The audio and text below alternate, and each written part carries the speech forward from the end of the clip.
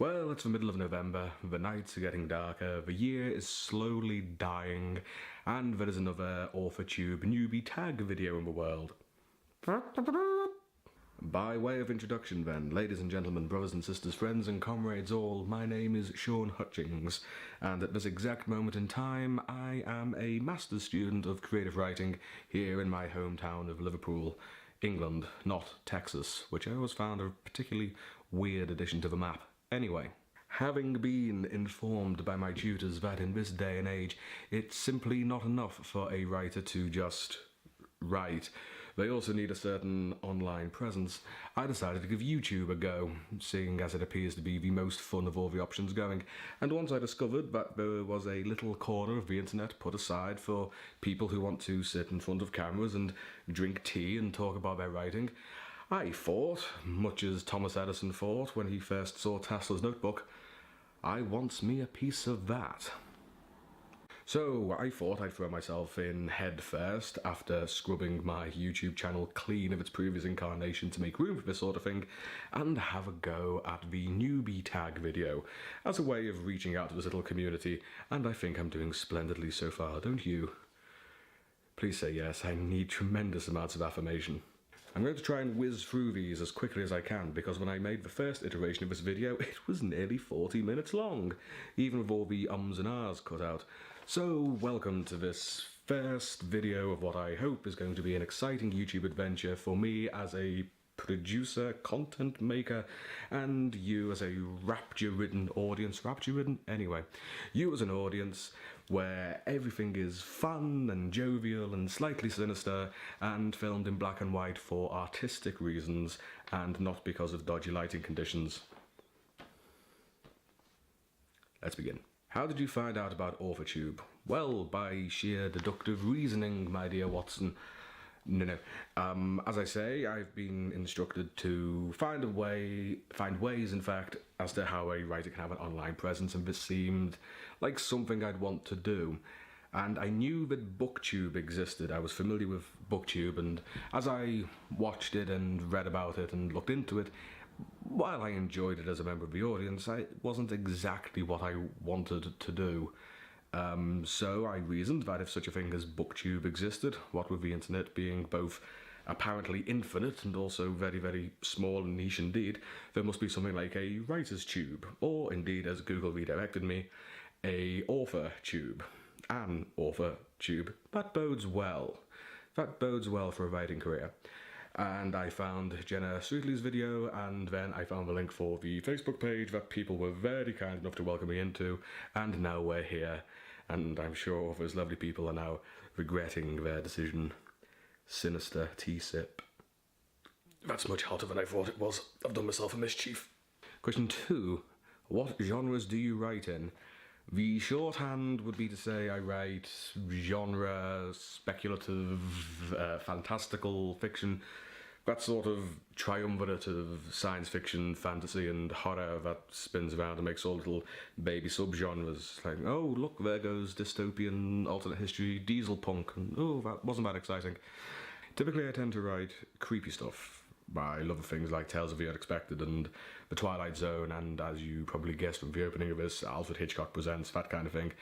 I write grown-up fairy tales, things for adults who still think things go bump in the night and don't let their feet dangle over the edge of a bed. In case you can't see, but I'm actually doing a rather exciting mime with my hand.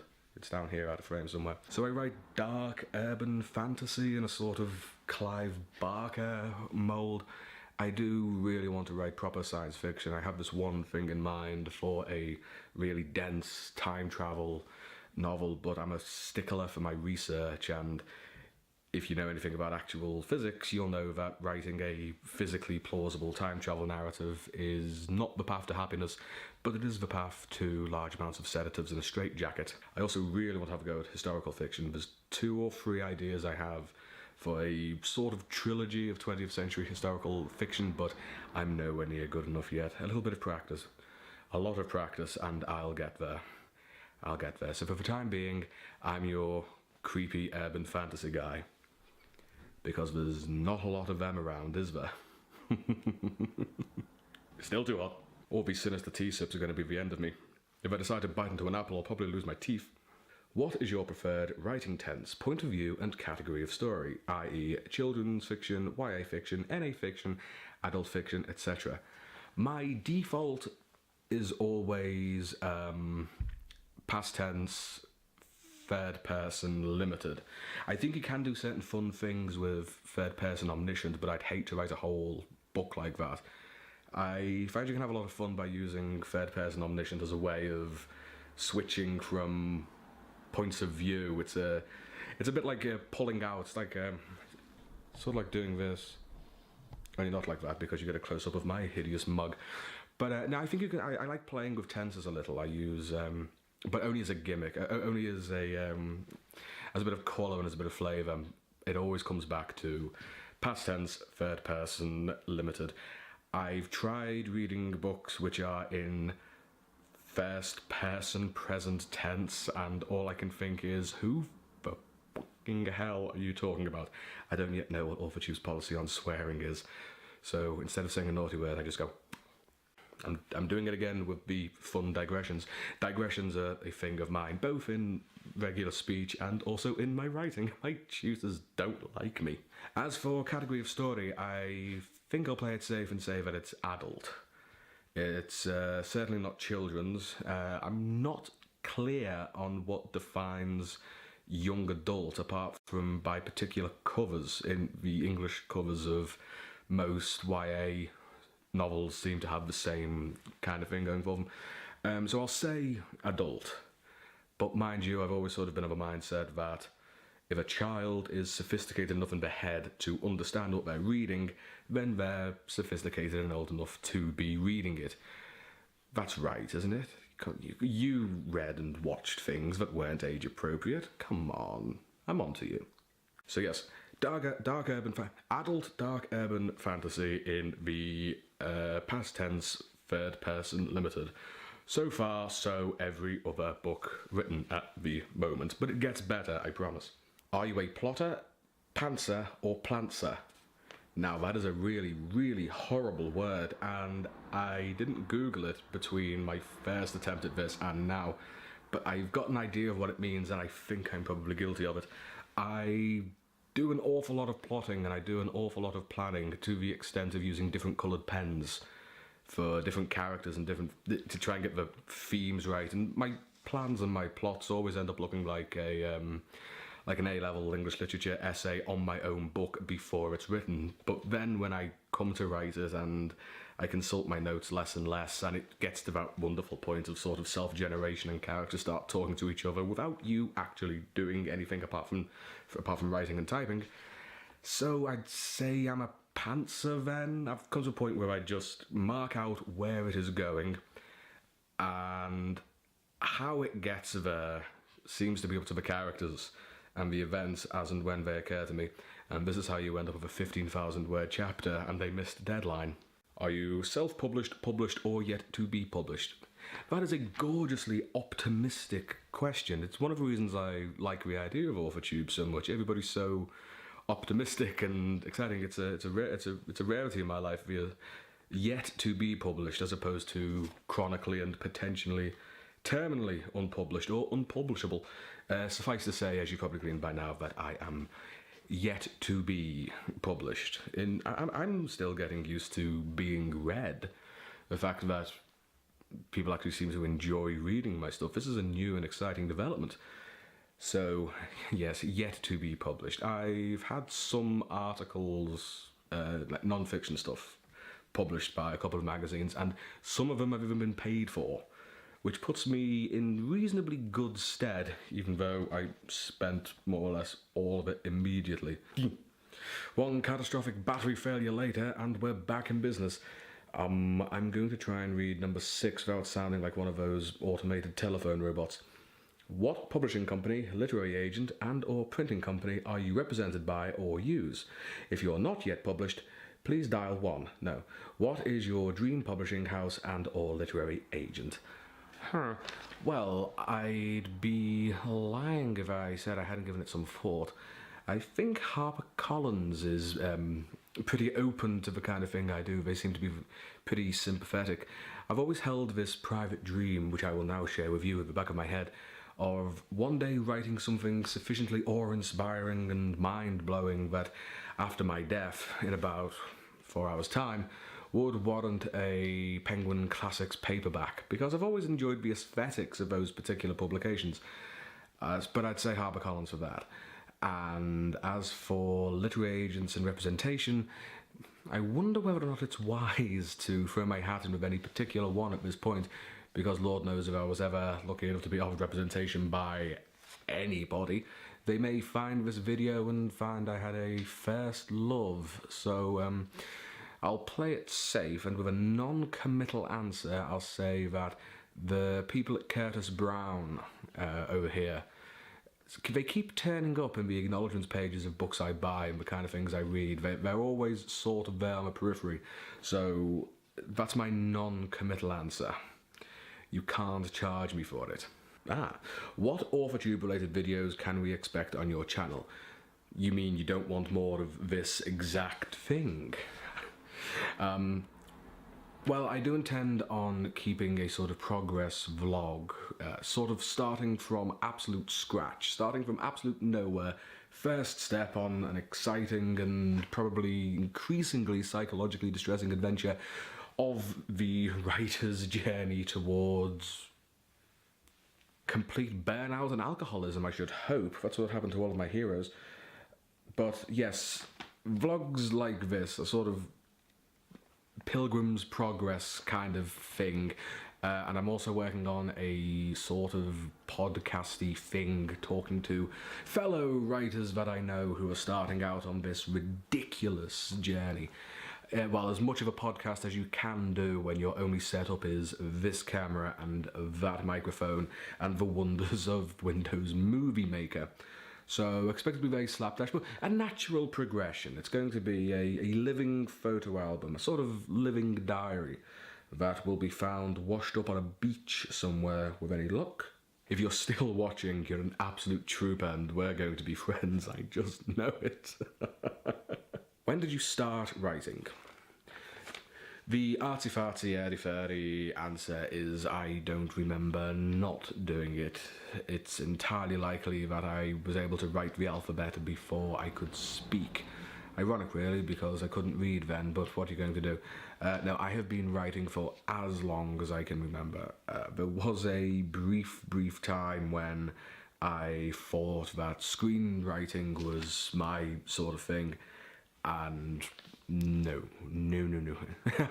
I've tried and I sometimes enjoyed it, but no, I have always been writing so far as I can remember. Presumably I didn't come out of the womb armed with a pen and notebook, although if I did, it would explain the slightly strained relationship with my mother. What appears to be a direct follow-up. Number 9, what was the first story you ever wrote? Well, I remember my childish scrawlings. I'm guessing this doesn't mean what was the first true attempt, but what was literally the first story you told? Well, keeping out childhood lies. The first story I remember very clearly writing, I must have been about five maybe. I couldn't have been 4, but we'll say 5 and be diplomatic. And everything I drew or wrote at that time was always a mashup. It was always pieces taken from whatever I was watching or reading at the time. It was sort of a Frankensteinian fan fiction-y kind of thing. And I remember at this one point I had this big, well, it looked big at the time, hardback blue covered refill pad anyway. And all I remember watching at the time was Disney's Aladdin and Jurassic Park. So I remember very clearly a solid 5-page story, double-sided, mind, both sides of the paper, which was a blend of the two, which had the sort of cave with the treasure, the cursed treasure, and the genie lamp. But instead of being in the Arabian desert, it was slap bang in the middle of a dinosaur-infested island. and it was replete with 2 whole pages of very crude biro illustrations. But yeah, that was the first thing I remember very clearly writing, was a crossover between Aladdin and Jurassic Park. And now that I think of it, as an adult, I may go back to that idea one day. I hadn't thought about that before I first read this question, so thank you very much, AuthorTube. And if there's anything else you want to drag out of the dark recesses of my mind, I'll give you the number for my therapist, although he doesn't have her answer. What authors have influenced you the most? Without a shadow of a doubt, the prime influence on everything I do is Teddy Pratchett. That's everything he wrote, but I've read anyway, because Lord knows it's an incredible catalogue. It just sang to me the imagination of it, and the warmth of it, and the wit of it, and the very deeply set humanity of it. I dearly loved Douglas Adams, but I don't think he did the human aspect of it quite like Pratchett did, and the idea that funny is not the opposite of serious. You can be very funny and be talking about serious things, and to use fantastical, ridiculous imagery to talk about very serious human issues just got me exactly where an aspiring writer wants to be got. And through him I discovered Neil Gaiman, and from Neil Gaiman I discovered Alan Moore, although Alan Moore was sort of always in the cultural sphere when I was growing up.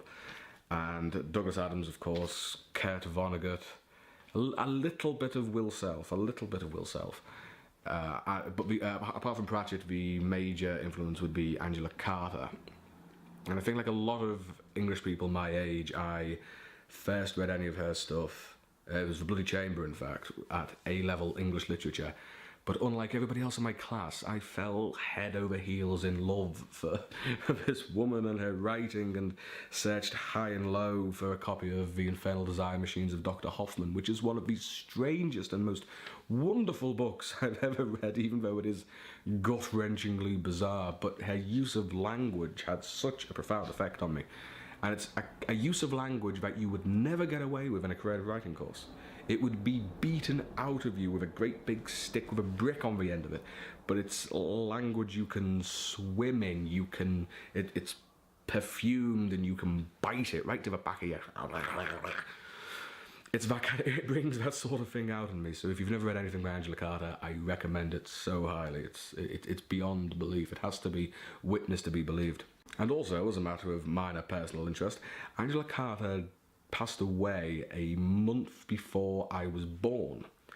So we sort of high-fived on the spiritual plane as we went by.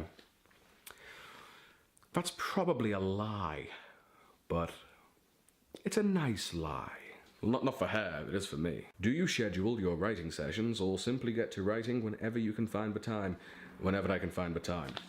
I'm very much a night owl as well. I mean, right now it's something past 3 o'clock in the morning, so I tend to work very early. I'm a very early writer. I mean, it's 3 a.m. for goodness sake. But no, I've tried the whole scheduling thing, and it's too easy to fail at. Even by like 5 minutes, it's that old thing that if it's 5 minutes past the hour, you wait until it's the full hour, and you can't fail when you don't have a plan, that kind of thing. I do write every day. Something goes down every single day, even if it's the measliest little paragraph that I'll throw away immediately. Or if I get it right, oh dear, it'll be page after page after page, but I've never had any luck with scheduling it. I don't have the best luck with scheduling in any regard whatsoever anyway. I'm not doing NaNoWriMo this year because I find myself with 2 massive projects on the go at the same time, which I will talk about in later videos. But yes, and with these 2 enormous projects going on at the exact same time, the idea of ever scheduling anything is laughable, to say the least. Do you type on a computer, typewriter, write everything out by hand, or use a blend of those? And where do you write in general?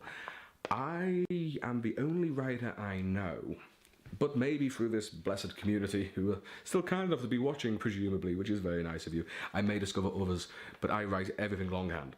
I can't write. I keep doing this. Why do I keep doing this?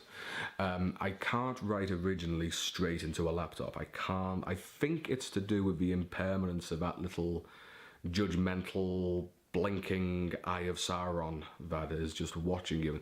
And also, if you write longhand, you can do it lengthways and diagonally and any which way but loose, and you can get a sort of pleasingly tactile feel and get the sensation of what it must be like to be a serial killer more than most writers do all of the time.